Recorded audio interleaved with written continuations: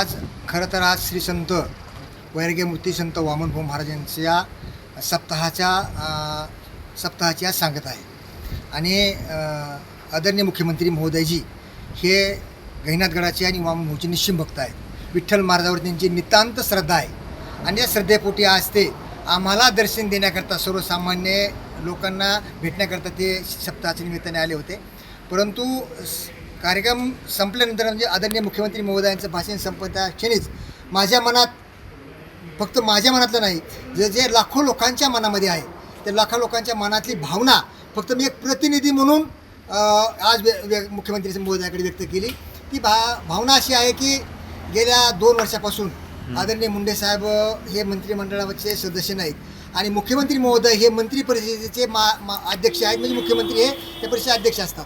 म्हणून मुख्य माणसाकडं जे या मंत्री परिषदेचे अध्यक्ष आहेत, मुख्यमंत्री आहेत, त्यांच्याकडे मागणी करणं हे आमचं एक इच्छा होती आणि ती त्या माध्यमातून आम्ही व्यक्त केली.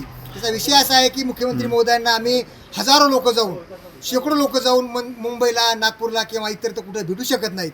आणि हे व्यासपीठ हे धार्मिक व्यासपीठ आहे. मीही वारकरी आहे. मी पांडुरंगाचा आणि श्री संत वामनभाऊचा निश्चिम भक्त आहे. गेल्या 4 पिढ्यापासून आम्ही वारकरी आहोत. परंतु जनतेच्या मनात जी खदखद आहे आणि जनतेच्या मनात जो मुंडे साहेबांचं मंत्रिपद काढून घेतल्यापासून जे जनतेच्या मनामध्ये दुःख आहे, ते दुःख व्यक्त करण्याचा मी एक प्रतिनिधी म्हणून प्रयत्न केलेला आहे. आणि तशी प्रकारची मागणी मी आदरणीय मुख्यमंत्री महोदयाकडे केली की आदरणीय मुख्यमंत्री महोदय, आपण आम्हालाही सांभाळतात, सर्वसामान्य लोकांनाही ते मदत करतात, गहिनाथगडालाही मदत करतात, विठ्ठल महाराजालाही तुम्ही सांभाळता.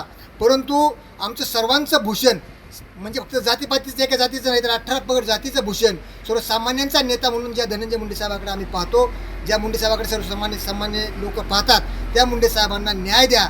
आणि तुम्हाला हात जोडून पाहून आमची सगळ्यांची, माझी फक्त एकट्याची नाही तर पूर्ण महाराष्ट्रातील नव्हे पूर्ण देश, या महाराष्ट्रातील आणि 2 जिल्ह्यातील लोकांची इच्छा आहे की आपण मुंडे साहेबाला मंत्री देऊन आम्हाला न्याय द्यावा.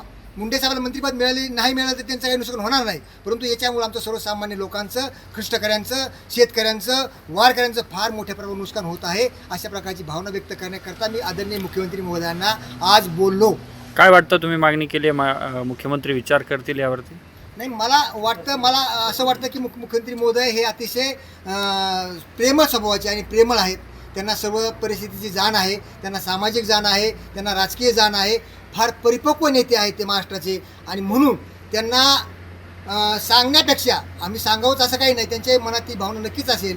आणि आमच्याही सर्वांच्या भावनेचा आदर करून ते आदरणीय मुंडे साहेबांना नक्कीच मंत्रिमंडळात घेतील अशा प्रकारची आमची भावना आहे आणि आम्हाला ते न्याय देतील असं नक्की वाटतं.